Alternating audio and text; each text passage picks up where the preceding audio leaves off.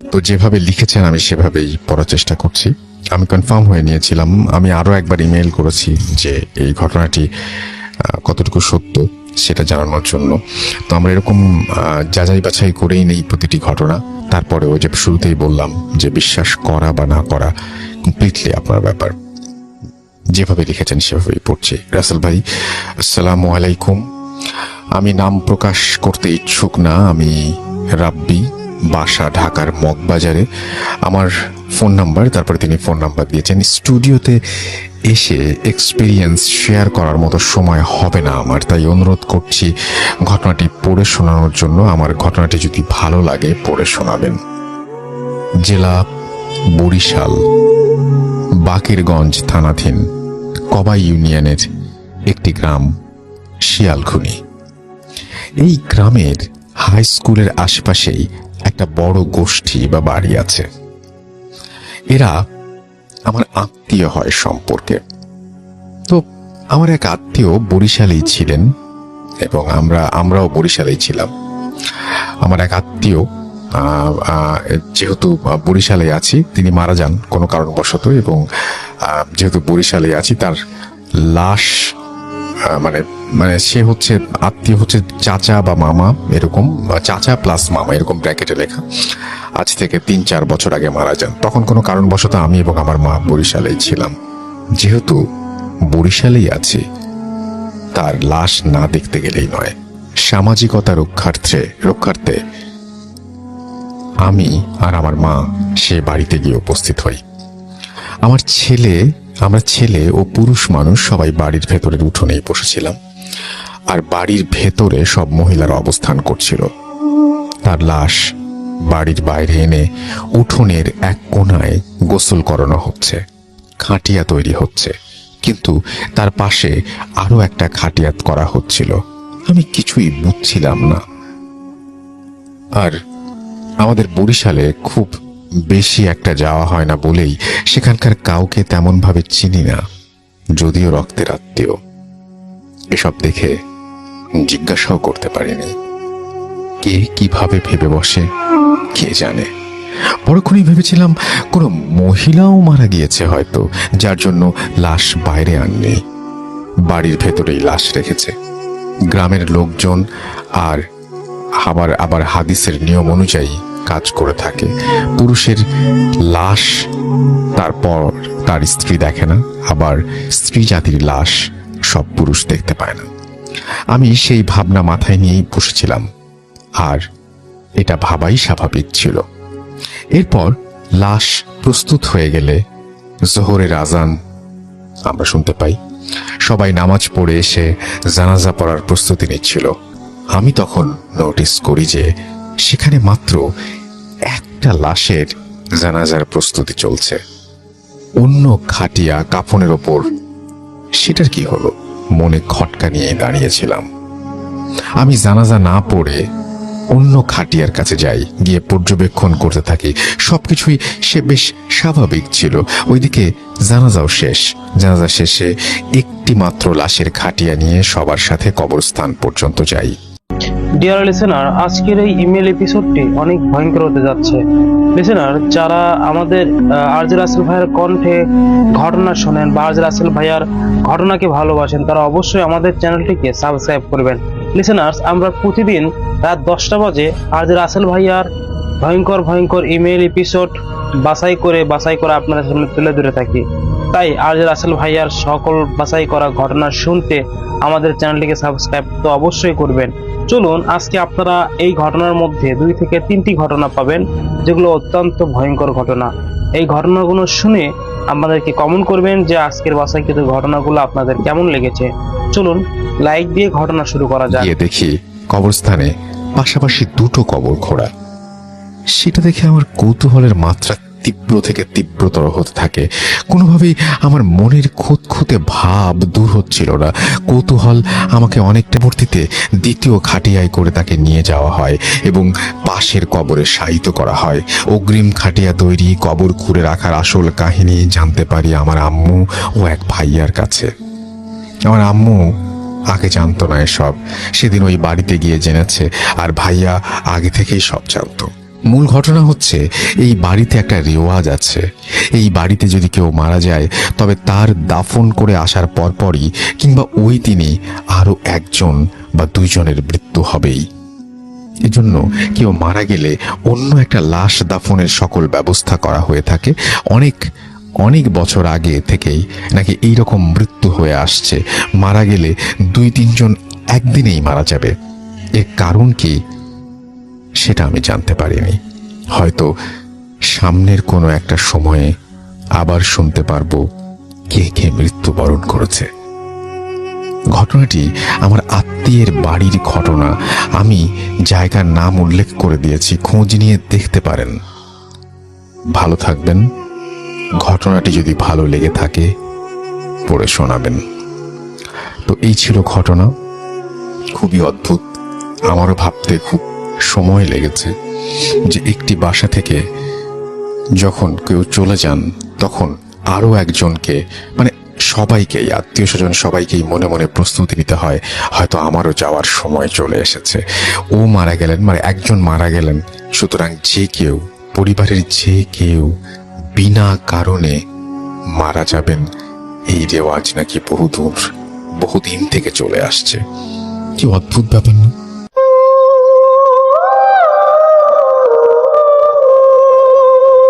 আমি রাসেল আরো একবার আপনাদের সবাইকে স্বাগত জানাই।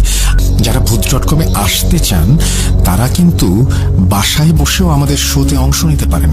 আপনার ঘটনাটি রেকর্ড করে ফেলবেন, তো রেকর্ড করে ফেলুন। আপনাদের প্রত্যেকের হাতে স্মার্ট ডিভাইস রয়েছে এবং সেই মোবাইল ফোনের মাধ্যমে কিন্তু আপনারা আপনাদের ঘটনা রেকর্ড করে অ্যাটাচ করে পাঠিয়ে দিতে পারেন ইমেইলের মাধ্যমে। তাহলেই আর কোনো ঝামেলা নেই। যাই হোক, আমরা আসলে খুবই বেশি জোর দিচ্ছি। আমি মোহাম্মদ সাবিত আলম, লিখছি ময়মনসিংহ বিভাগ থেকে। দীর্ঘ 1 মাসেরও বেশি সময় পার করে আবারও আজ আমি নতুন একটি ঘটনা নিয়ে আপনাদের সামনে উপস্থিত হয়েছি।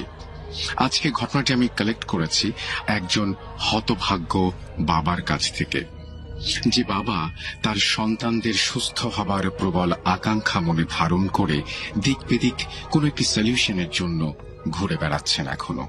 এই সময়ের মাঝে উনি অনেক মানুষের সাথে পরিচিত হয়েছেন, অনেক ফ্রড ব্যক্তিদের সাথে কথা বলেছেন, তেমনি ভালো কিছু মানুষও পেয়েছেন পরিচিত হবার জন্য।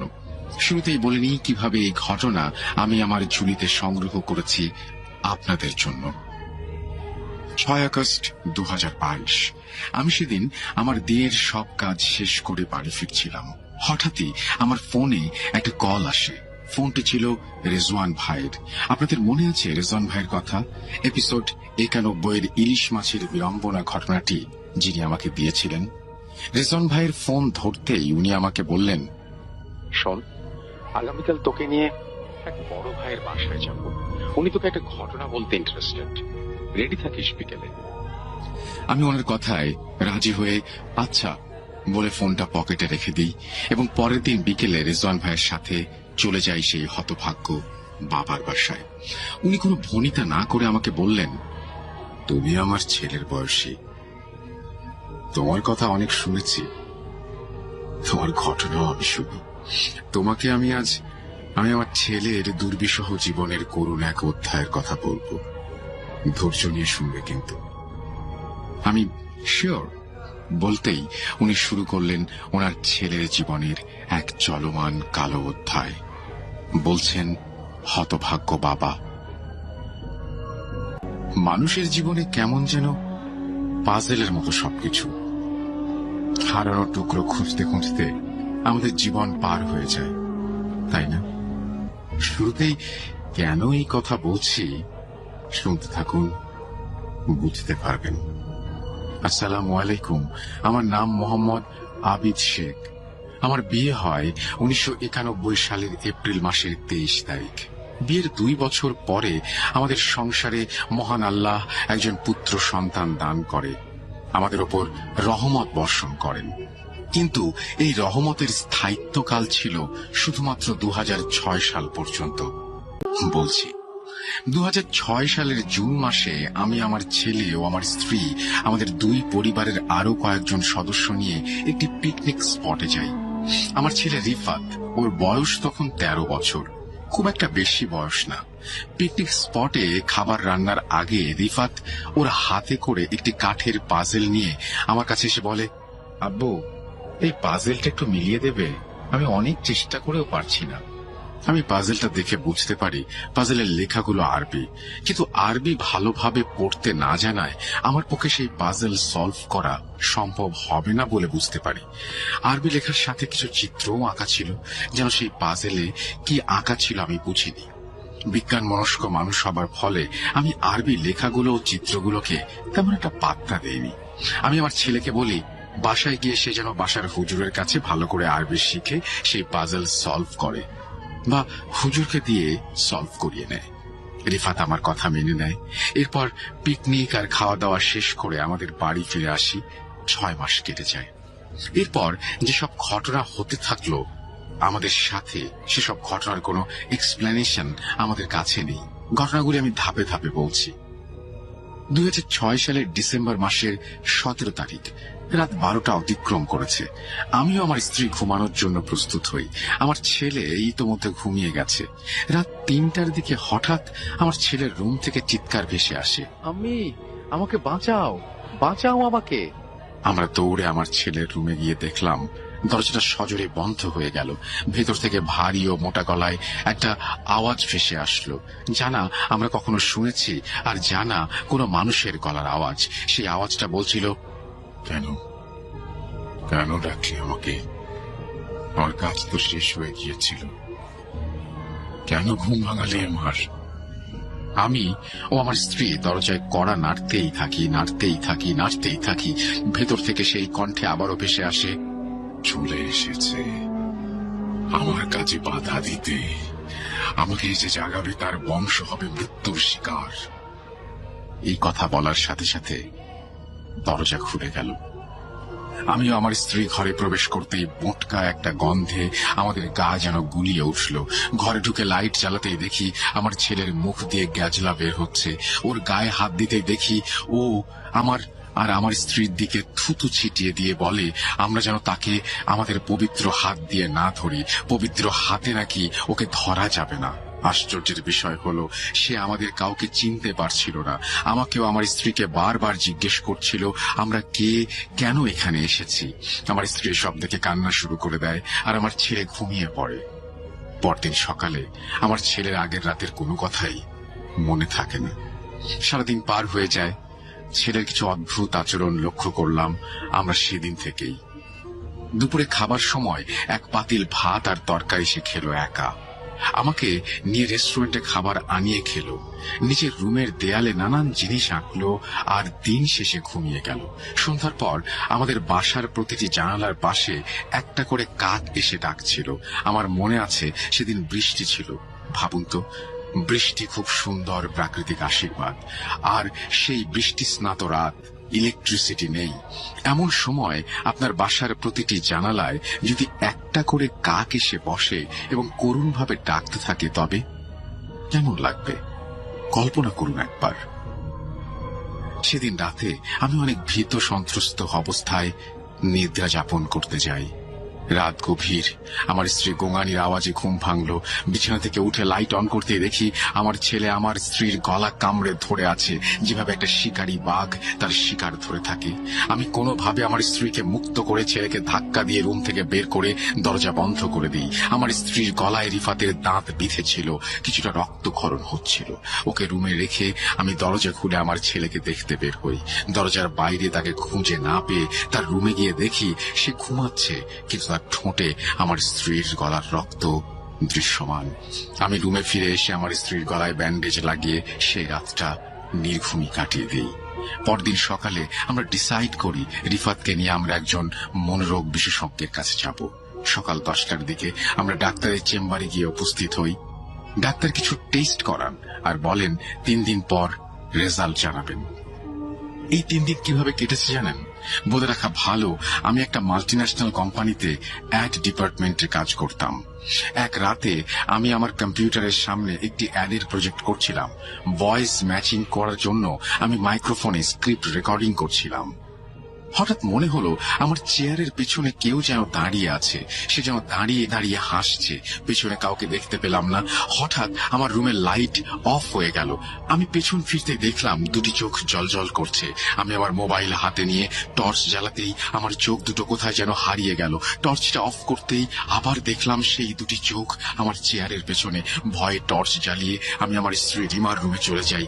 আর আমি রিমার কাছে গিয়ে দেখি সে হাঁপাচ্ছে।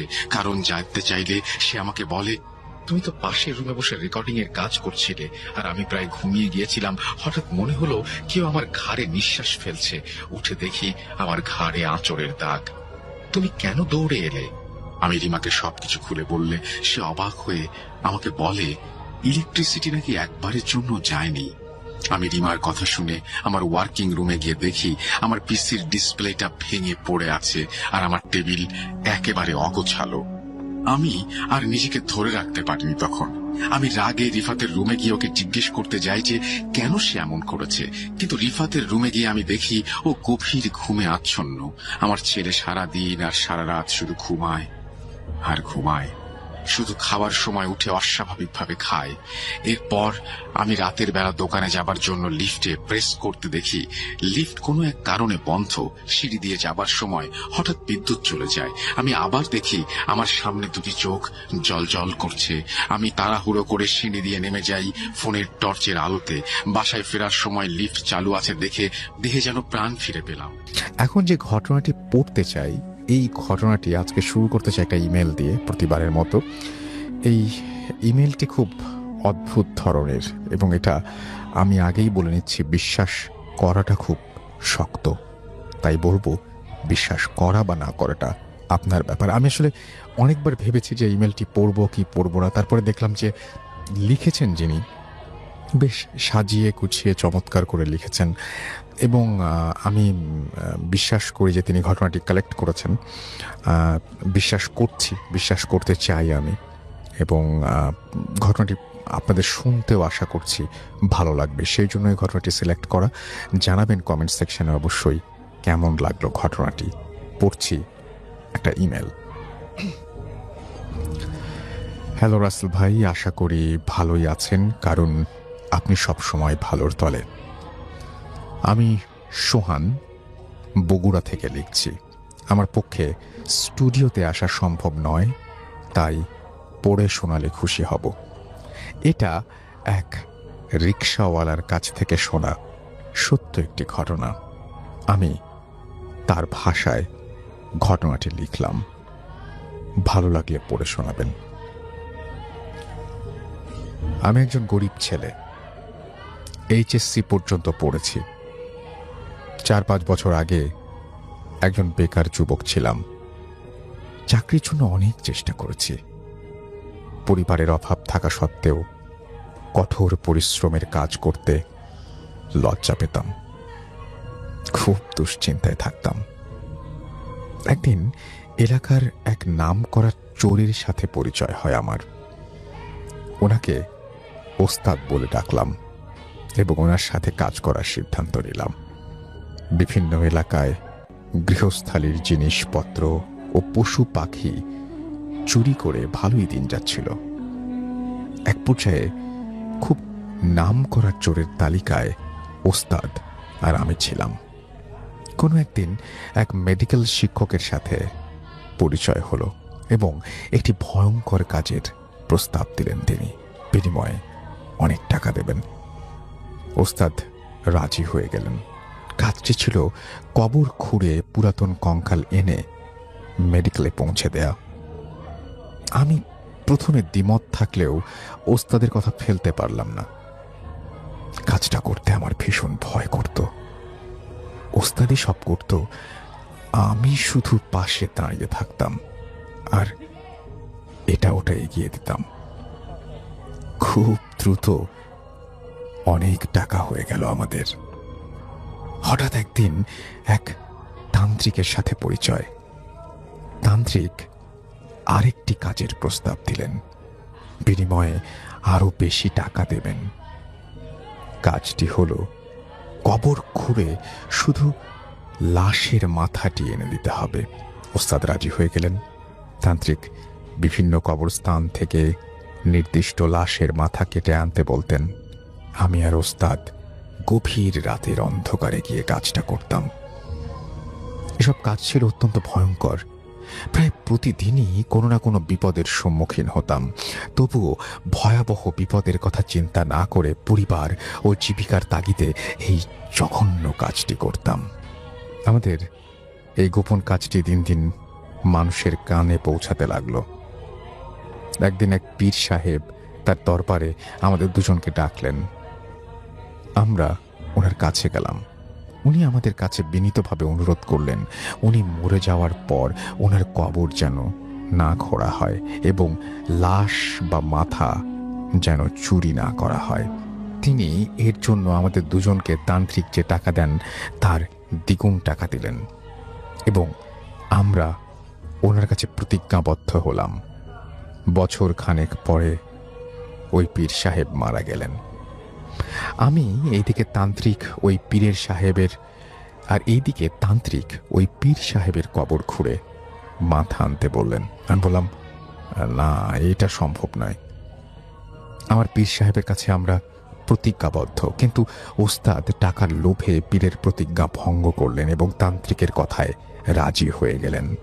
তখন আমি সিদ্ধান্ত নিতে পারলাম না কি করব। আজ পর্যন্ত কখনো ওস্তাদের কথা অমান্য করিনি। এদিকে ওস্তাদ বললেন, চিন্তা করিস কেন, আমাদের পেশায় তো পাপ, তাহলে প্রতিজ্ঞা ভঙ্গের পাপে আর কি হবে, চল। আমি প্রতিজ্ঞাবদ্ধ শরীরটা নিয়ে কেমন যেন সামনের দিকে অগ্রসর হতে পারছিলাম না। তবুও ওই পীর সাহেবের কবরস্থানে গেলাম। কবর দেখে পীর সাহেবের প্রতিজ্ঞার কথা মনে করে আমার সমস্ত শরীর কাঁপতে লাগলো। কেমন যেন মনে হচ্ছিল আজ জীবনের সবচেয়ে বড় পাপটি করতে যাচ্ছি। আমি ভয়ে ভয়ে কম্পিত স্বরে ওস্তাদকে বললাম, ওস্তাদ, এই কবরে আমি হাত দিতে পারবো না, আমি আপনার পাশে আছি, আপনি কাজটা করেন। ওস্তাদ বলল, ধুর বোকা, তাহলে তুই দাঁড়া, কাজটি আমি করি। তাই বলে ওস্তাদ কবর খুঁড়তে শুরু করলেন। আমার মন বলছিল আজ ভয়ঙ্কর কোনো অঘটন ঘটবে। ওস্তাদ কবর খুঁড়ে দেখলেন এক কবরে দুটি লাশ। আমিও কবরের উপরে দাঁড়িয়ে দেখলাম ওস্তাদ দুটি লাশের কাফন খুলে ফেললেন। একটি লাশ ছিল পীর। লাশ দেখে বিশ্বাস করতে পারলেন না। ওস্তাদ বুক ভরা সাহস নিয়ে পীর সাহেবের লাশের গলা থেকে মাথাটা কেটে নিলেন। অমনি পীর সাহেব তার হাত দিয়ে ওস্তাদের গলা টিপে ধরলেন এবং ওস্তাদকে মেরে ফেললেন। আমি ভয়ে চিৎকার করে ওইখানে অজ্ঞান হয়ে গেলাম। চোখ খুলে দেখি গ্রামের লোকরা আমার চারপাশে দাঁড়িয়ে আমাকে জিজ্ঞেস করলো আমি এখানে কেন, আমার কি হয়েছিল। আমি সকলের সামনে সত্য কথা বলে দিলাম। কিন্তু পীর সাহেবের কবর আগের মতোই আছে। গত রাতে যে কবর খোঁড়া হয়েছিল তার কোনো চিহ্ন মাত্র নেই। আমার কথা কেউ বিশ্বাস করলো না, আমাকে সবাই পাগল বলল। আমি সবাইকে বারবার বোঝাতে লাগলাম। দুই একজন ব্যাপারটা সিরিয়াসলি নিল এবং কবর খোঁড়ার সিদ্ধান্ত নিল। তারপর কবর খুঁড়ে দেখলেন কাহিনী সত্য। পীর সাহেব ওস্তাদের গলা ধরে আছেন, গলা টিপে ধরে আছেন। ওস্তাদের মরদেহটি পীর সাহেবের কবর থেকে ওঠানোর চেষ্টা করলেন সবাই, কিন্তু ব্যর্থ হন। কিছুতেই ওস্তাদের গলা থেকে পীরের হাত ছাড়াতে পারলেন না। অতঃপর পীর সাহেব ও ওস্তাদকে এক কবরে মাটি দিয়ে সবাই চলে যায়। পীর সাহেবের পরিবার পরিজন আমাকে ক্ষমা করে দিলেন এবং বললেন, আর কোনোদিন এই পাপ কাজ করো না, আজ থেকে হালাল উপার্জন করো। তারপর থেকে আমি রিক্সা চালিয়ে জীবিকা নির্বাহ করি। ভূত এফএম দীর্ঘজীবী হোক। এই ছিল ঘটনা এবং আশা করছি যারা শুনেছেন তাদের কাছে কেমন লেগেছে সেটা জানাবেন।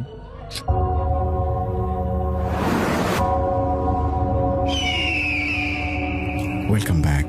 আপনাদের সবাইকে স্বাগত জানাই আমি রাসেল। আশা করছি আপনারা সবাই ভালো আছেন, ভালোর তলে আছেন। আমিও ভালো আছি আর ভালোর তলে আছি। চলে যাব আরও একটি ঘটনায়। যদি ভালো লাগে সাথে থাকবেন। আমার নাম সোহান, আমি আসছি মোহাম্মদপুর থেকে। আমি কথা না বাড়িয়ে গল্পে চলে যাই। আমি ঢাকার রেসিডেন্সিয়াল মডেল কলেজের একজন স্টুডেন্ট। আমি মোহাম্মদপুরেই থাকি। আর একদিন ঘটনাটা শুরু করি। আমার একদিন বিকালে আমি আর আমার ফ্রেন্ড প্ল্যান করি আমরা মিরপুর যাব চিড়িয়াখানায় ঘুরতে। তো প্ল্যান করার পরে আমরা বাসা থেকে বের হই দুপুরবেলার দিকে, 2টা-2:30টার দিকে বের হই। তো আমরা বাসে করে মিরপুর যাই, যথারীতি টিকিটটা কেটে আমরা মিরপুর চিড়িয়াখানার মধ্যে ঢুকি।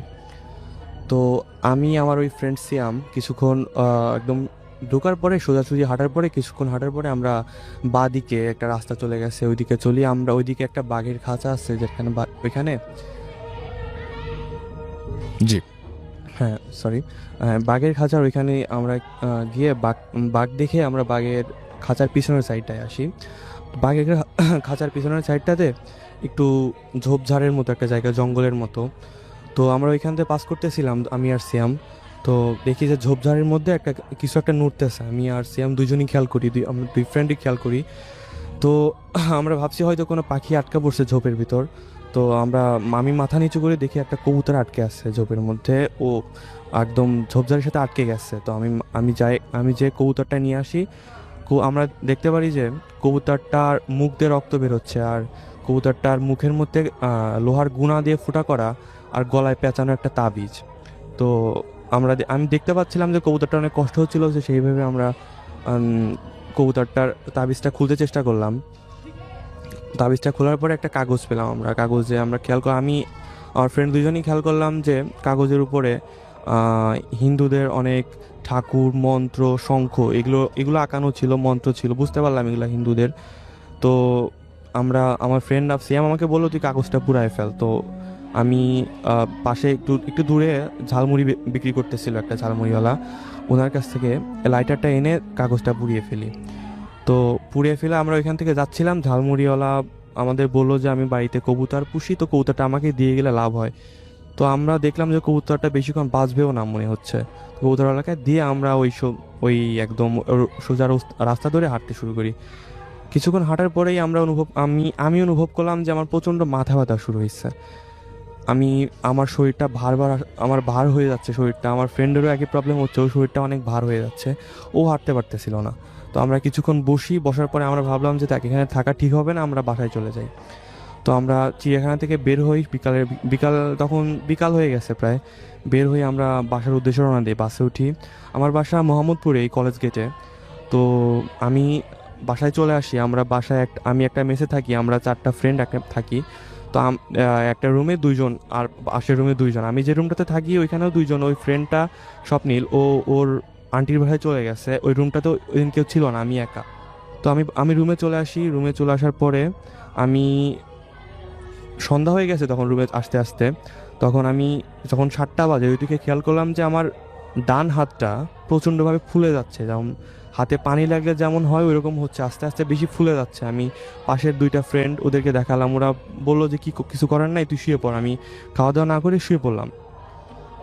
তো আমি লাইট অফ করে শুয়ে পড়লাম। হঠাৎ আমি কিছুক্ষণ ঘুমাইছি, হয়তো কিছুক্ষণ ঘুমানোর পরে আমার রুমটা হলো বেশি বড় না, 2টা টেবিল, 2টা বেড আর সামনে থাই গ্লাস।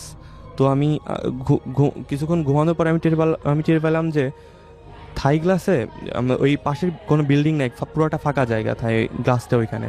তো আমি 8টার দিকে আমি যখন ঘুম আসছি তখন খেয়াল করলাম যে কিছু পাখি যেমন গ্লাসে ঠোকর দিলে যেমন শব্দ হয়, ওই বারবার ওই ঠোকরের শব্দটা হচ্ছে, পাখি ঠোকর দিয়ে উড়ে চলে যাচ্ছে। তো আমি কিছুক্ষণ খেয়াল করার পরে উঠার পরে দেখলাম আবার কিছু পাইলাম না, গ্লাসের এখানে কিছু দেখলাম না, অন্ধকার।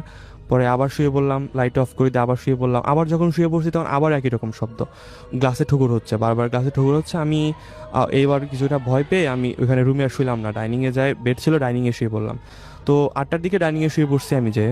তো আমি কিছুক্ষণ ঘুমাইছি, কিছুক্ষণ ঘুমানোর পরে আবার হঠাৎ কতক্ষণ ঘুমাইছি মনে নাই। তবে আবার আমি একটা স্বপ্ন দেখলাম, যে স্বপ্নটা হলো এরকম যে একটা তান্ত্রিক, ওনার চোখ 2টা আমার দিকে খুব রাগলে যেমন হয় আমার দিকে ওইভাবে তাকাই আছে। আর ওনার চুলগুলো একদম জট পাকানো, ওনার চুলগুলো অনেক লম্বা, জট পাকানো কাঁধ পর্যন্ত। ওনার সারা শরীরে কোনো জামা নেই, শুধু একটা লাল ধুতি পরা, ওনার একটা লাল ধুতি পরে আছে। তো উনি আমার দিকে খুব রেগে বলতেছে, তুই কাজটা আজকে যেটা করছিস সেটা ঠিক করিস নাই, এর ফল ধরে পাইতে হবে। তো আমি প্রচণ্ড ঘেমে গেছি, মানে স্বপ্নটা দেখে আমি প্রচণ্ড ঘেমে গেছি। আর আমি ঘুম থেকে উঠে পড়ছি, উঠা পড়ার পরে আবার মানে লাইটটা দিয়ে রাইনিংয়ের লাইটটা দিয়ে আবার শুয়ে পড়ছি। আমি ভাবতেছি এটা কী হচ্ছে আমার সাথে। তো আমি আবার যখন ঘুমাইছি, তো ঘুমানোর চেষ্টা করছি, একটু ঘুম হয়েছে আমার। আমি তখন ভোর হয়েছে, তখন আমি ঘুম থেকে উঠি নাই। আমার বাবা গ্রাম থেকে ফোন দিছে, আমার বাড়ি হলো সিরাজগঞ্জ। তো আমার বাবা বাড়ি থেকে ফোন দিয়ে বলছে, বাবা তোমার ফুফা মারা গেছে, তুমি ব্যাগটা গুছাই নিয়ে তাড়াতাড়ি চলে আসো বাড়িতে। তো আমি ওই এমনি শরীর অসুস্থ, মানে মাথা ব্যথা খুব, হাত ফুলে ফুলে গেছে, তার মধ্যে আমি ব্যাগটা গুছাই নিয়ে বের হইছি, বাড়িতে যাইতে হবে যেহেতু ফুফা মারা গেছে আমার। তো আমি এখান থেকে গাবতলিতে গেছি, কলেজ গেট থেকে গাবতলিতে যাওয়ার পরে আমি টিকিট কাটছি 7:15 বাসের। আমি গাড়িতে উঠে আমি শুয়ে পড়ছি, মানে আমার সিটে আমি শুয়ে পড়ছি, আমার পাশের সিটটা ফাঁকা ছিল। তো আমি শুয়ে পড়ছি, আমি ঘুমায় পড়ছি। তো হঠাৎ করে আমি টাঙ্গাইল যখন পৌঁছাই, তখন বাসে একটা ঝাঁকুনি দেয়, হয়তো সামনে কোনো ট্রাফিক ছিল, আমি ঝাঁকুনিতে উঠে বুঝতে পারি যে আমি চোখটা খুলে দেখি, আমার ডান সাইডে তাকাই, যখন দেখি যে আমার পাশে একটা লোক বসে আছে। আমি কালকে রাতে স্বপ্নে যে তান্ত্রিকটাকে দেখছি, একদম তান্ত্রিক সেম ওই লোকটাই, অবিকল ওই চেহারা আমার পাশে বসে আছে, আর আমার দিকে খুব মানে এক নজরে তাকায় আছে। তো আমি প্রচণ্ড ভয় পাই যে আমি স্বপ্নে যে লোকটাকে দেখছি, তান্ত্রিকটাকে, ওই সেম লোকটা আমার পাশে কীভাবে বসে থাকবে। আমি স্বপ্নে দেখছি। আমি ওনাকে জিজ্ঞেস করলাম, আঙ্কেল আপনি কোথায় যাবেন, আপনি কোথা থেকে উঠছেন, আমি দেখলাম না আপনাকে। তো উনি আমার কথার অ্যান্সার দিল না, আমাকে বললো যে তোমার হাত ফোলা কেন বাবু। তো আমি বললাম যে না আঙ্কেল, এমনি ব্যথা লাগছিল, ফুলে গেছে। উনি আমার থেকে মুচকি একটা হাসি দিল, হাসিতে বললো আচ্ছা ঠিক আছে। আমার অ্যান্সার দিল না। আমি আরও মানে ভয় পেয়ে জানালার সাইডে তাকাইলাম, আমার জানালার সাইডে সিট ছিল, আমি জানালার সাইডে তাকাইলাম। তো ওনার দিকে তাকাইতে সাহস পাচ্ছি না। আমি কিছুক্ষণ জানার দিকে তাকানোর পরে মাথাটা নিচু করে আবার একটু চোখ বুঝছি। আমি চোখ বন্ধ করার পরে সিরাজগঞ্জ যখন ফুড ভিলেজে পৌঁছায় বাসটা, তখন 20 মিনিটের যাত্রী বিরতি দেয়। তখন বাস থেকে আমি নামছি, ওই লোকটা আমার সাথে নামলো। তো আমি বাস থেকে নেমে ফ্রেশ হওয়ার জন্য রেস্টুরেন্টের দিকে গেলাম, ফুড ভিলেজের রেস্টুরেন্টের দিকে। আর ওই আমরা লোকটা, কোনো জায়গায় নাম বলবো না প্লিজ। হ্যাঁ, ওকে কোথায় নেমেছি, কোন জায়গা, এটা বলবো না। ওকে আমি তো রেস্টুরেন্টের মধ্যে ঢুকলাম, ওই লোকটা রোডের অপোজিটে, আর একটা ওইখানে চাটা বিক্রি হতো, চা বিস্কিট এগুলো বিক্রি হতো, উনি রোডের অপোজিটে গেল, আমি দেখতে পারলাম উনি অপোজিটে যাচ্ছে। তো আমি ফ্রেশ হয়ে কিছু খাওয়া দাওয়া করে এসে বসলাম, তখন 20 মিনিট অলরেডি শেষ হয়ে গেছে। তো বাস ছেড়ে দিবে, ওই লোকটা এখন আসেনি, আমার পাশে যে সিটে যে বসেছিল উনি এখন আসেনি। তো আমি সুপারভাইজারকে ডাক দিয়ে বললাম, মামা এই যে আমার পাশে যে একজন বসেছিল উনি তো এখন আসেনি, বাস ছেড়ে দিচ্ছেন। তো উনি একটা খাতা দেখে বললো, না বাসে তো 28 জনই ছিল, এখন 28 জনই আছে, কোনো প্রবলেম নাই, আপনার পাশে ফাঁকা ছিল মামা, আপনার পাশে কেউ বসে নাই। আমি হতবাক হয়ে গেছি। তো আমি এটা নিয়ে কথা না বাড়াই আমি চলে গেছি। আমার বাড়িতে পৌঁছাইতে 12টা বাজে। আমি বাড়িতে যাই নাই, আমার ফুফা মারা গেছে যেহেতু, আমি ফুফার বাড়িতেই গেছি। তো ফুফার বাড়িতে যাওয়ার পর এখানে নামছি, আমি কাউকে কিছু বলি না এর মধ্যে, যেহেতু মানে একটা মানুষ মারা গেছে, অনেক কান্নাকাটি, আমি এর মধ্যে আর কাউকে কিছু জানাইনি। আমি জানাজা হয়েছে, যথারীতি জানাজা হওয়ার পরে আমার বাবা মা আমি বাড়িতে চলে আসছি। আমার ভাই আছে, আমার ভাবি আছে, উনি থেকেই গেছে ওই বাড়িতে। আমি আমার বাবা মা চলে আসছি বাড়িতে। আমার গ্রামের বাড়িটা হলো একটা, এখানে আমার গ্রামের যে বাড়িটা ওইটার বর্ণনা দিই আমি। আমার গ্রামের বাড়িতে 3টা ঘর আছে, একটাতে বাবা মা থাকে, একটাতে ভাই আর ভাবি থাকে, একটাতে আমি থাকি।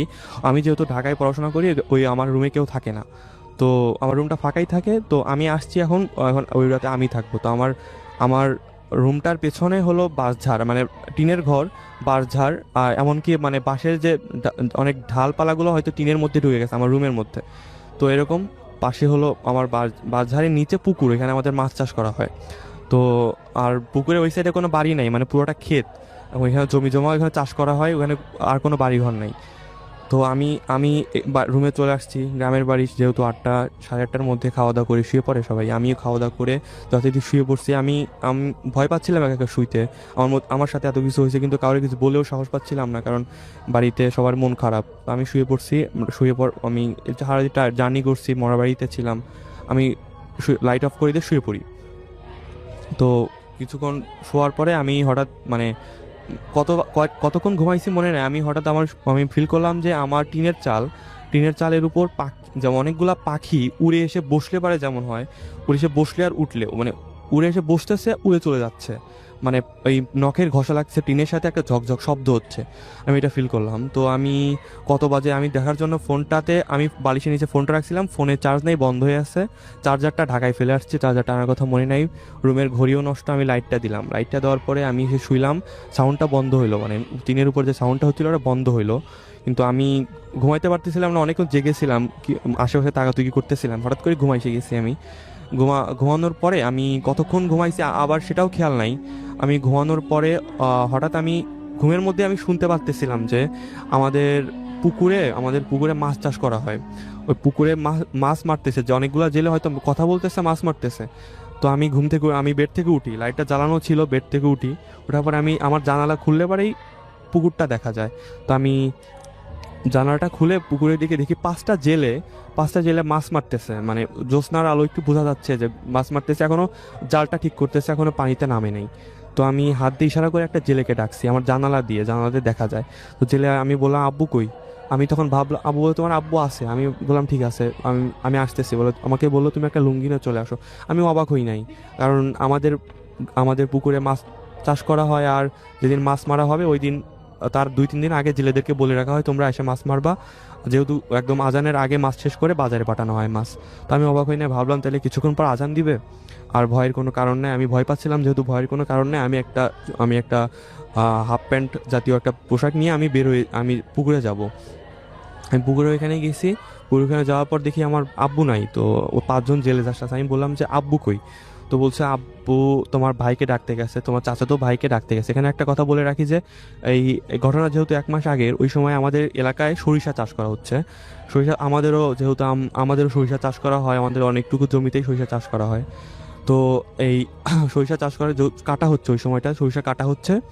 তো সরিষা কাটার আমাদের জমি যেহেতু বাড়ি থেকে একটু দূরে, তো সরিষা কাটা হচ্ছে ওই সময়টা। সরিষা কাটার পরে সরিষা ছাড়ানো হয়, ছাড়ানোর পর থেকে বস্তায় ভরে তারপর ফসলটা বাড়িতে আনা হয় শুধু। তো এই সময় পর্যন্ত ওই সরিষাটা ওইখানে থাকে, ফসলটা পাহারা দেওয়ার জন্য প্রতিটা জমিতে 2-3 জন করে রাতে পাহারা দেয়, একটা ছন্নের জাতীয় ঘর বানায়, ওখানে থাকে পাহারা দেয়, ফসলটা আবার চুরি হওয়ার সম্ভাবনা থাকে। তো ওই সময়টাতে ওই আমার চাচাতো ভাই আছে, আমাদের সরিষা যেহেতু কাটা হচ্ছে ওইখানে পাহারা দিচ্ছে। ওই জেলেগুলো আমার বললো যে তোমার বাবা তোমার ভাইকে রিফাতকে ডাকতে গেছে, আমার ভাইয়ের নাম রিফাত, তো রিফাতকে ডাকতে গেছে। তো আমি বললাম যে ঠিক আছে তাহলে আব্বু আসুক, তারপর আমি রুম থেকে বেরোই। আমি চলে যাচ্ছিলাম, আমি যেই মাথাটা ঘুরাইছি চলে যাচ্ছিলাম, সেই সময় একটা জেলে আমার সাথে কথা বলতেছে, বাকি কেউ আমার সাথে কথা বলতেছে না। বাকি সবগুলা জেলে আমার দিকে শুধু তাকাইছে মাঝে মধ্যে, আর কেউ কথা বলতেছে না আমার সাথে। একটা জেলে কথা বলতেছে, সে বলছে তোমার বাবা তো অনেকক্ষণ হলো গেছে ওইখানে, তো যেহেতু আবার ক্ষেতের মধ্যে কিছু দূর 10 মিনিট হাঁটলে পারে শ্মশান ঘাট পড়ে। শ্মশান ঘাটের নিচে একটা খাল আছে, খালের ওইখানে শ্মশান ঘাট, বট গাছের নিচে শ্মশান ঘাট, হিন্দুদের লাশ পুরানো হয় ওখানে।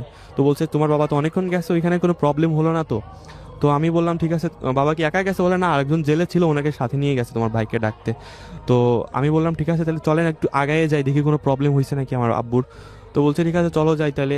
তো একটা জেলে আমার সাথে আসতেছিল, আমার বললো হারিকেন ছিল ওনাদের কাছে, তো হারিকেন নিয়ে আমি আগাচ্ছিলাম, ক্ষেতের মধ্যে হাঁটতেছিলাম যে দেখি আমার আব্বুর কোনো প্রবলেম হয়েছে নাকি। তো কিছু দূর হাঁটতেছি, ওনার সাথে কোনো কথা বলতেছে না, যে জেলেটা আমার সাথে আছে। আমি আগে যাচ্ছিলাম, উনি আমার পিছনে ছিল, ক্ষেতের মধ্যে পুরো অন্ধকার, ওনার হাতে যাচ্ছে একটা হারিকেন। তো আমি হাঁটতেছি আর পিছন দিকে আমার মনে হচ্ছে যে একটা জেলে না, অনেকগুলা জেলে হাঁটতেছে, মানে জেলে বলতে অনেকগুলো মানুষ হাঁটতেছে আমার পিছনে। আমি ফিল করছিলাম একজন মানুষ না, অনেকজন মানুষ হাঁটতেছে। আমি পিছনে যখন তাকাই দেখি যে একটা মানুষই হাঁটতেছে আমার সাথে হারিকেন হাতে নিয়ে। তো আমি কিছুক্ষণ কথা না বলে ওনাকে বলি যে আচ্ছা ভাই আপনার বাসা কোথায়? আমি থাকি না এখানে, আমি চিনলাম না, আপনার বাসা কোথায়? উনি আমাকে হঠাৎ করে বলল যে আমার বাসা মিরপুর। আমি চিন্তা করলাম যে এখানে গ্রামে জেলে ওনার বাড়ি মিরপুর কেমনে হয়? তো আমি পিছনে তাকাইছি, দেখি যে পিছনে কেউ নাই।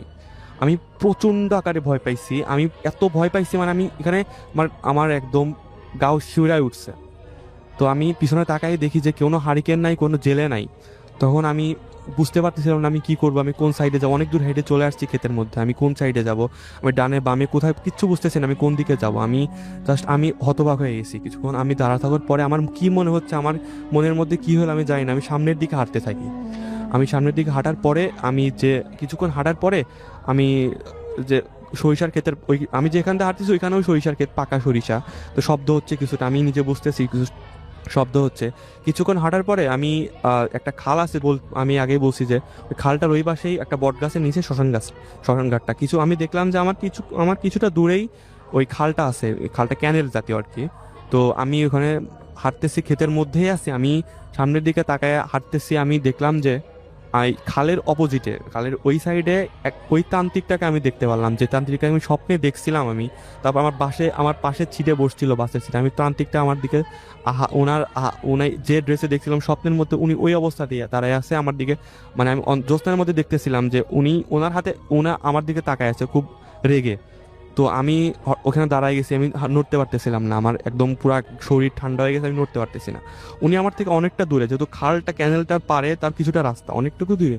তো আমি দেখতে পেলাম যে এক পলকের মধ্যে একদম আমি চোখ পলক একদম এক পলকের মধ্যে উনি আমার সামনে চলে আসছে। ওই তান্ত্রিকটা উনি মানে পুরা শরীর মানে কালো, চোখ দুটা ভয়ঙ্কর, মানে জট পাকানো চুল। আমি ওনার সামনে, আমি দেখতে পেলাম আমার সামনে চলে আসছে, কিছু একদম আমার এক হাত সামনেও না, একদম কাছে। তো উনি এসে আমার সরাসরি খপ করে আমার হাতটা ধরে ফেলছে। তো আমি নড়তে পারতেছিলাম না, উনি আমাকে একটা ধাক্কা দিছে, হাতটা ধরে একটা ধাক্কা দিছে। আমি ক্ষেতের মানে মধ্যে শুয়ে পড়ছি, একদম আমি যে আল দিয়ে মানে হাঁটতেছিলাম ওইখানে শুয়ে পড়ছি, উনি আমার বুকের উপর বসছে। তো আমি ফিল করলাম যে উনি আমার বুকের উপর বসছে, যে একটা মানুষ বসলে তো একটা ওজন আমার বুকের উপর পড়বে। আমি কোনো ওজন ফিল করতেছিলাম না। আমি দেখতে পারতেছি যে ওই তান্ত্রিকটা আমার বুকের উপর বসছে, কিন্তু আমি কোনো ওজন ফিল করতেছি না।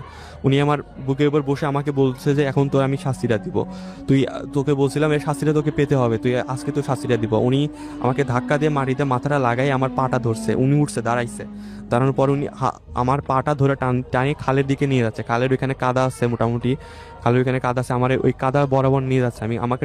আমি আটকাইতে পারছিলাম না, অনেকে মানে প্রোটেক্ট করতে পারতেছিলাম না, আমার টানতে টানতে নিয়ে যাচ্ছে। কিছুক্ষণ আমি ঘষ্টানোর পরে আমাকে যখন উনি খালের মধ্যে নামছে, আমার পাটা খালের মধ্যে চলে গেছে, আমার বডিটা এখনো খালে পৌঁছাই নাই। আমি খালের মাথার উপর একটা খুঁটা গাড়া ছিল, হয়তো যখন ওখানে কুরুটুরু বাঁধা হয়তো খুঁটাটা উঠানো হয়নি, আমি খুঁটাটা ধরছি, খুঁটাটা অনেক মজবুত ছিল, আমি খুঁটাটা ধরছি, এমন আমাকে টানতেছে, আমি খুঁটাটা ধরে আসছি।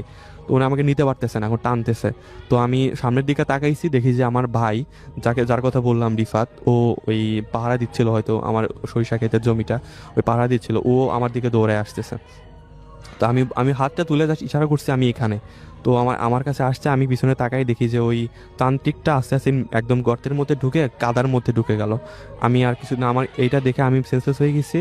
পরে আমার কিছু মনে নাই। পরে আমি সকালবেলা ঘুম থেকে উঠে দেখি আমার বাড়িতে বেডের উপরে। আমি ঘুম থেকে উঠে আমি আমার ভাইকে, চাচাতো ওই ভাইটাকে জিজ্ঞেস করছি, তুমি আমাকে কেমনে দেখলা? আমি ওইখানে, তুমি তো ছিলা, তুমি পাহারা দিচ্ছিলা ওই ঘরের মধ্যে, তুমি কেমনে জানতে পারলা যে আমি এখানে আসছি, আমি একটা বিপদে পড়ছি? ও আমাকে বললো যে তখন আমি যখন পাস করতেছিলাম ওই জায়গাটা, আমার কোনো সেন্স ছিল না, কিন্তু আমি পাকা জমির মধ্যে দিয়ে হাঁটতেছিলাম, আর সরিষার ক্ষেত, একটু শব্দ হচ্ছিল। উনি চোর ভেবে হয়তো চোর ভাবছে, আমার বের হইছে দেখার জন্য ফসল চুরি হচ্ছে নাকি। উনি বের হওয়ার পর আমাকে দেখছে দূর থেকে, তো ও আমাকে তখনই ফলো করতে করতে যখন ওই তান্ত্রিকটা আমাকে শোয়াই ফেলছিল, তখন আবার আমাকে হারাই ফেলছে। কিন্তু উনি কিছুক্ষণ খোঁজাখুঁজি করার পর খালের ওইখানে যখন আসছে, তখন আমার দেখতে পাচ্ছি আমাকে টান দিয়ে অলরেডি নিয়ে যাচ্ছে। আমার ওই ভাইও দেখছে যে আমাকে টান দিয়ে নিয়ে যাচ্ছে। তো তারপর আমি সব কিছু আমার বাবাকে বললাম। পরে আমি এলাকার মসজিদের ইমাম সাহেব, ওনার কাছে নিয়ে গেল ওনাকে নিয়ে যাওয়ার কাছে আমি সব কিছু একদম A to Z সব কিছু ওনাকে খুলে বললাম। ইমাম সাহেব বললো যে তুমি যে কাজটা করছিলা, যে তুমি মিরপুরে যে চিড়িয়াখানার মধ্যে তুমি যে কাগজটা পুরাইছিলা, ওইটা একজনকে ক্ষতি করার উদ্দেশ্যে ছিল ওই কাজটা। তুমি এটা পুরাইছোর জন্য তোমার ওই তান্ত্রিকটা যে কাজটা করছে, সে তোমার ক্ষতি করার জন্য জিনগুলা পাঠাইছে, জেলেগুলা তোমাদের ওইখানে যে তোমার মাছের ওইখানে ছিল, তোমার পুকুরের ওইখানে, ওরা আসলে জেলে ছিল না, ওরা সবগুলো খারাপ জিন ছিল। মানে আমার পরিকল্পনা করে আমার একটা ক্ষতি করার জন্য সবকিছু করছে। পরে সবকিছু শোনার পরে ইমাম সাহেব আমার একটা তাবিজ দিল, একটা পানি পরে আমার পানি টানি পরে দিল, আমি বলে খাইলাম। আমি মোটামুটি এখন সুস্থ আছি। তার পরের দিন আমি ঢাকা চলে আসছি। এখন পর্যন্ত আমার কোনো সমস্যা হয়নি। এটা হলো আমার গল্প। থ্যাংক ইউ সো মাচ আপনার ঘটনার জন্য, আপনাকে অনেক ধন্যবাদ।